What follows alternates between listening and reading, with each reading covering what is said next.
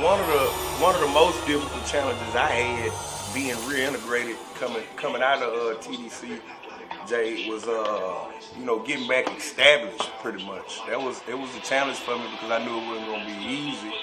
Because ain't nothing just given to you. You kind of got to put your own work in and get out there and just grind as much as you can and use all your connections that you had once before if you still got them, or meeting new people with those connections in order to get my businesses up and going, because my main purpose was I refused to work for somebody else, and it was very challenging.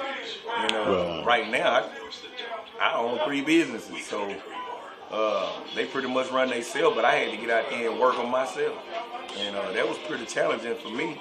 But a lot of people don't like that.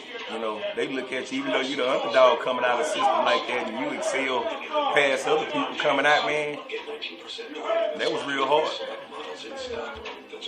Socially, for me, I'm gonna say, in the workplace, I have an issue with work diversity.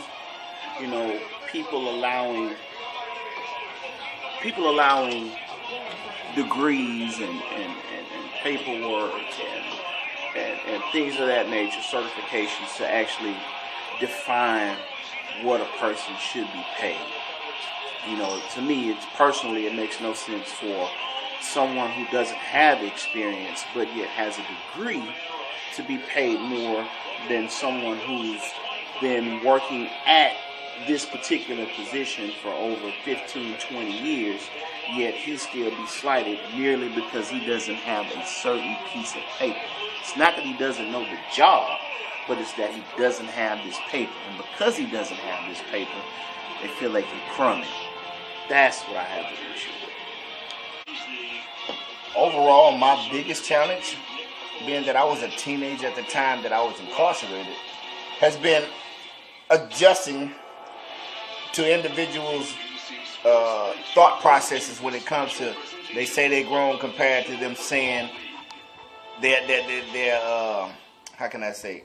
They say they're grown, but then they act a different way, like a childish manner. But then here it is, I went in there with a child mentality, and then I come home with a grown mentality, and I act better in my social environment compared to what they do when they say they're grown. So dealing with that kind of throws me to the point where I become antisocial with a lot of individuals because they're not really adjusted to life and socializing like they say they are. One thing I can't really get across my head, I seen it a couple weeks ago, but it's the way our government really uses our money, whether it be tax, the way, or just the money they get donated to them. Instead of like going to shelters, help homeless people out, give money to people who actually need it, they use it for things like military spending, building the wall. While, for example, Flint, Michigan still does not have clean water to this day, and that's been a good minute since it's all happened. So it's kind of like, I can't get it through my head. Right. So you would say on I guess it's on a social, that one of your things you have issues with is basically kind of like how the government basically handles us.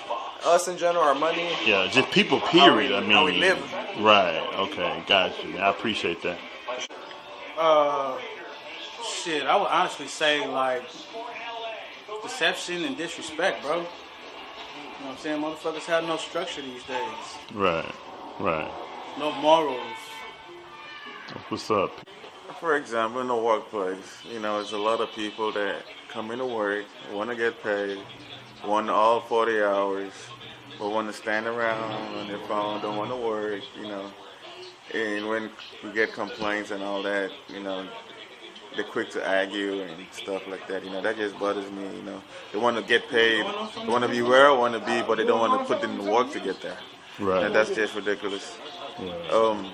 Socially, there's a lot of people that just believe, whether it be political, religious, and so much ignorance out there, and they don't do their homework before they start, trying to argue and stuff like that, and that really bothers me, Thank you very much.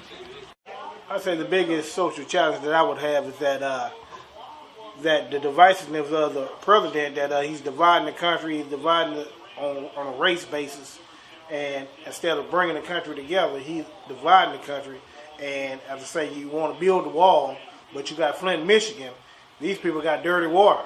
So here in the United States of America, you got people drinking dirty water versus you want to build a wall to keep some immigrants out. Right. I would think that it would be better to deal with Flint, Michigan first before you deal with the wall, because you got people in your own country that don't even have potable drinking water in their community, rather than you dealing with the border. So that'd be one of my big associations. I mean, it doesn't affect me personally, but it affects me as a whole, because if we're going to come together as a country, then, you got to look out for everybody and not just the individual people. Appreciate you. Well, what's up, everybody? Gerald Hassan, the Children to Enlightening Minds Enterprise.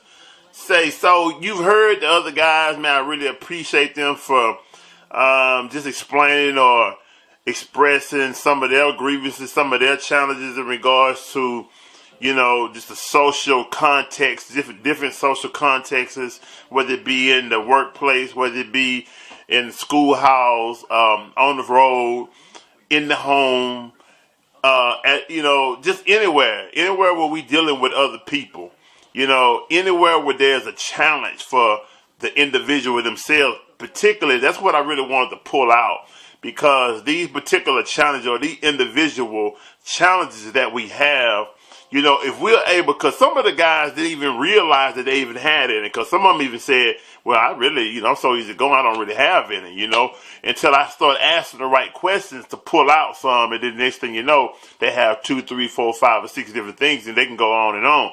And so the thing is that just as being an individual, you see, we are very selfish or personal, I say, by nature.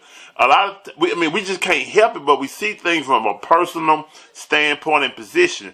And so a lot of our, in regards to the way we deal with each other, the way we see each other, the way we tolerate each other, things that we can be patient about, so on and so forth, that has a lot to do with just our personal stance, our personal position, all the things that we went through, all the things that we've experienced, all the things that we know, we don't know, understand, don't understand, so on and so forth, and so that's why, one of the things I like to always say is that perspective is everything, man. The way you look at something means everything, and so to when you're having discussions with someone, when you're dealing with other people, when you're dealing with things, period, we as individuals have to always try to see, what could we do differently? How could I have done something differently? How could I have responded differently?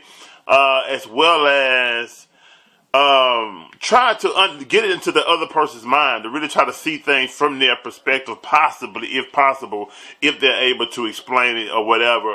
Sometimes to even hear what they are not able to say and explain. I once heard the minister T.D.J. say that he said he's such a good preacher. He's been preaching for so long that he's able to hear what another preacher is trying to say, even when they're not efficient enough to get it all out and express what they really, really want to say.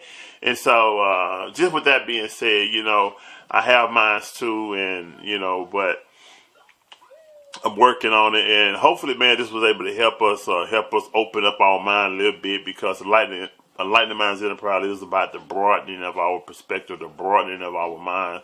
Hopefully, we just reach a point where we have just the natural instinctive tools to try to always see things from a position or a point of view outside of our personal owns. Peace and blessings.